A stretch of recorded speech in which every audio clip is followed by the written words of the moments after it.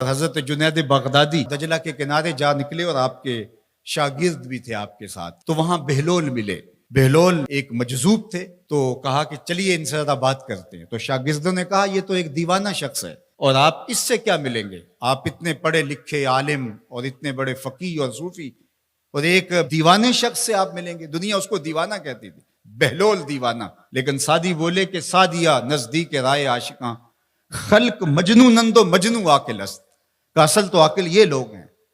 تو خیر حضرت جنید بغدادی گئے اور بہلول کو سلام کیا، کہا کہ آپ کون ہیں؟ تو کہا میں جنید بغدادی ہوں۔ تو کہا کیا کرتے ہو؟ کہا کہ میں پڑھنے پڑھانے کی ذمہ داریوں میں لگا ہوں۔ تو آپ نے فرمایا کہ کھانے کے آداب جانتے ہو؟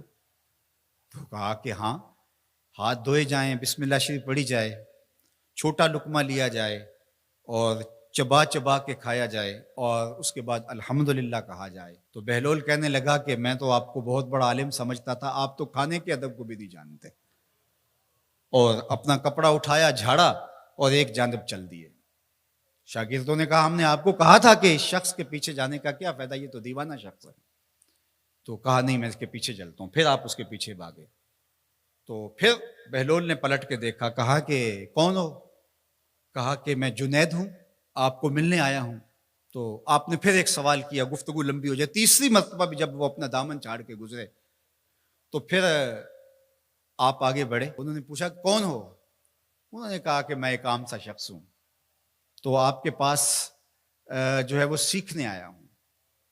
تو کہا کہ میں نے تم سے پوچھا تھا کہ کھانے کے آداب کیا ہیں، تو تم نے یہ بتایا تھا۔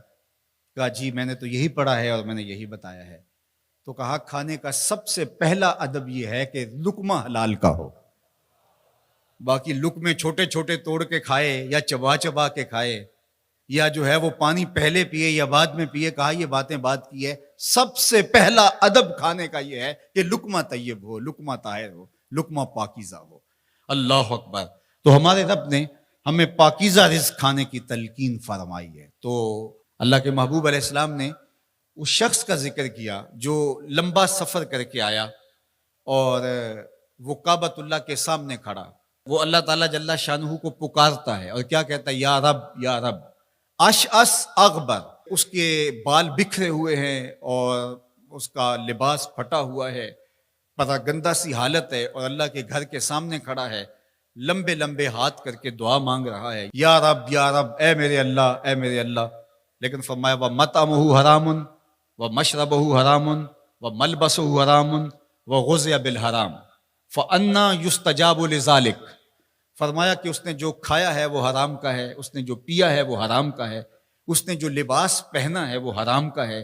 فرمایا اس کو جو غذا دی گئی ہے وہ غذا حرام کے مال سے اسے حاصل ہوئی تھی۔ فرمایا فَأَنَّىٰ يُسْتَجَابُ لِذَٰلِكَ۔ فرمایا مجھے بتاؤ کہ اس کی دعائیں کیسے قبول ہوں گی؟ وہ کعبۃ اللہ کے پردے کو تھام کے کھڑا ہے، ملتزم سے لپٹ کے رو رہا ہے، وہ حتیم میں کھڑا ہے، وہ کعبہ کے اندر بھی چلا گیا، کعبہ کی چھت پہ سقف بیت اللہ پہ بھی کھڑا ہے، مطاف میں کھڑا ہے، وہ حجر اسود کے ساتھ لپٹ کے دعائیں مانگ رہا ہے، مقام ابراہیم کے پاس کھڑا ہو کے دعائیں مانگ رہا ہے۔ یمد یدہ، اس کے ہاتھ لمبے لمبے ہیں، یا رب کے کلمات اس کی زبان پہ ہیں، اور اشعث اغبر، غبار آلودہ بکھرے ہوئے اس کے بال ہیں، اور حالت پراگندہ ہے کہ کسی کو گزرتے ہوئے بھی ترس آ جائے، اور اللہ کے گھر میں کھڑا ہے تو وہ کیوں نہیں معاف کرے گا؟ لیکن فرمایا مطعمہ حرام ومشربہ حرام وملبسہ حرام وغذی بالحرام، اس کا کھانا پینا لباس اور غذا حرام کی تھی۔ فأنیٰ یستجاب لذالک، اس کی دعائیں کیسے قبول ہوں گی؟ بلکہ علماء نے لکھا کہ جو شخص حرام کمائی کھاتا ہے اس کی اپنی دعائیں تو قبول نہیں ہوتی، نیک لوگوں کی دعاؤں سے بھی اس کا حصہ نکال دیا جاتا ہے۔ جب اللہ کے بندے اولیاء کاملین دعائیں مانگتے ہیں اور وہ پوری امت کے لیے، پوری قوم کے لیے مانگ رہے ہوتے ہیں، لیکن اس شخص کا حصہ نکال دیا جاتا ہے جس کا رزق پاکیزہ نہیں ہے۔ اس لیے رزق کی پاکیزگی یہ بہت اہم ہے۔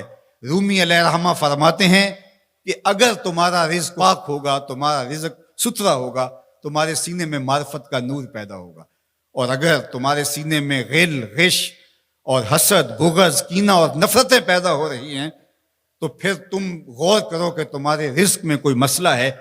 تم کھاتے ہو اس کے نتیجے کے اندر حسد پیدا ہو رہا ہے، بغض پیدا ہو رہا ہے، نفرت، سستی اور کاہلی اور عبادت سے دوری پیدا ہو رہی ہے۔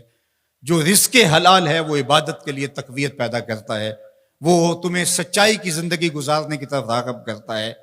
تو اہم ترین چیز جو ہے وہ رزق کی پاکیزگی ہے،